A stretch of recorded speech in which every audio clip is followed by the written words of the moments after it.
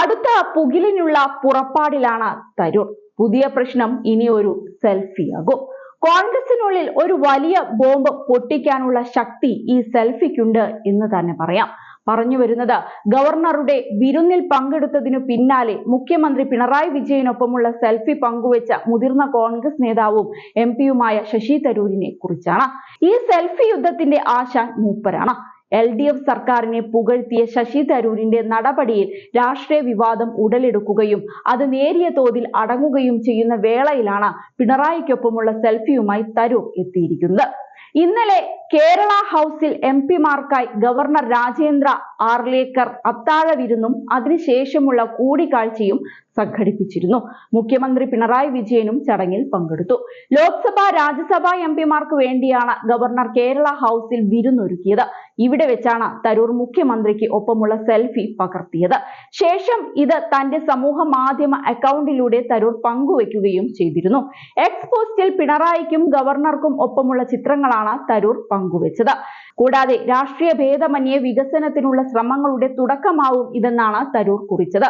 കൂടാതെ ഇത്തരം ഒരു വിരുന്ന് നടത്താൻ തീരുമാനിച്ച ഗവർണറുടെ നടപടിയെ അദ്ദേഹം അഭിനന്ദിക്കുകയും ചെയ്തു.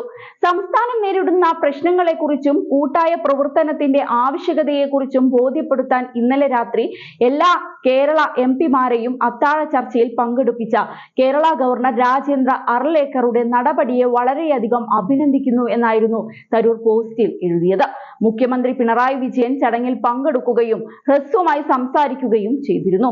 ഈ അസാധാരണ നീക്കം രാഷ്ട്രീയ വ്യത്യാസങ്ങൾക്കപ്പുറം വികസനത്തിന് വേണ്ടിയുള്ള സംയുക്ത ശ്രമങ്ങൾക്കുള്ള ശുഭസൂചനയായാണ് കണക്കാക്കുന്നതെന്നാണ് ശശി തരൂർ പറയുന്നത്. ഗവർണർക്ക് ഹസ്തദാനം നൽകുന്ന ചിത്രം സഹിതമാണ് അദ്ദേഹം പോസ്റ്റിൽ പങ്കുവച്ചത്. അതേസമയം മുഖ്യമന്ത്രി പിണറായി വിജയനും കേരളത്തിൽ നിന്നുള്ള MP-മാരും പങ്കെടുത്ത വിരുന്നിന് മുന്നോടിയായി നേതാക്കളുമായി നടത്തിയ കൂടിക്കാഴ്ചയിൽ ലഹരി വിപത്തിനെതിരെ യോജിച്ച പോരാട്ടം വേണമെന്ന് ഗവർണർ ആവശ്യപ്പെട്ടിരുന്നു. കേരളത്തിന്റെ പൊതുവായ ആവശ്യങ്ങൾക്കായി ഒപ്പമുണ്ടാക്കുമെന്ന് ഗവർണർ അറിയിക്കുകയും ചെയ്തിരുന്നു. എന്നാൽ കേരളത്തിൽ നിന്നുള്ള കേന്ദ്രമന്ത്രിമാരായ സുരേഷ് ഗോപിയും ജോർജ് കുര്യനും പങ്കെടുക്കാത്തത് UDF MP-മാർ ചൂണ്ടിക്കാട്ടിയിരുന്നു. ഗവർണർ സംഘടിപ്പിച്ച പരിപാടിയിലും ഇരുവരും പങ്കെടുക്കാത്തത് UDF LDF മുന്നണികൾ ഗൗരവമായി ഉന്നയിക്കുന്നുണ്ട്.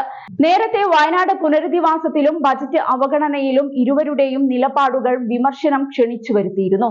അതേസമയം കേരളത്തിന്റെ വികസനത്തെ കുറിച്ച് ശശി തരൂർ പറഞ്ഞതാണ് ശരിയെന്ന് CPM സംസ്ഥാന സെക്രട്ടറി MV ഗോവിന്ദൻ പ്രസംഗിച്ചത് ഈ അവസരത്തിൽ ഓർത്തു പോവുകയാണ്. CPM നയരേഖ കേരളം പിന്നോട്ട് പോകാതിരിക്കാനുള്ള വഴിയാണെന്ന് പറഞ്ഞ അദ്ദേഹം LDF മൂന്നാമതും അധികാരത്തിലെത്തുമെന്നും അവകാശപ്പെട്ടിരുന്നു. CPM സംസ്ഥാന സമ്മേളനത്തിന്റെ സമാപന സമ്മേളനത്തിലായിരുന്നു MV ഗോവിന്ദൻ ഇങ്ങനെ പറഞ്ഞത്. വർഗീയ ശക്തികൾ ചേർന്ന് ഒറ്റക്കെട്ടായി CPM-നെതിരെ തിരിയുമെന്ന് MV ഗോവിന്ദൻ ആരോപിച്ചു. മുസ്ലിം ലീഗ് പിന്തിരിപ്പൻ ശക്തിയാണ്. Jamaat Islami SDPI തടവറയിലാണ് league.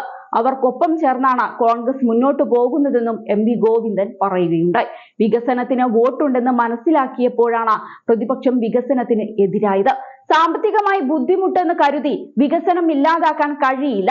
വികസനത്തോട് UDF-ന് നിഷേധാത്മക നിലപാടാണ്. കടൽ ഖനനത്തിന് യോജിച്ച പ്രക്ഷോഭത്തിന് പോലും പ്രതിപക്ഷം ഒരുക്കമല്ലെന്നായിരുന്നു MV ഗോവിന്ദൻ പറഞ്ഞത്. ഏതായാലും ഓരോന്നും കൂട്ടി വായിക്കുമ്പോൾ ഒരു ശുഭസൂചനയാണ് CPM-ൽ നിന്നും തെളിഞ്ഞു വരുന്നത്.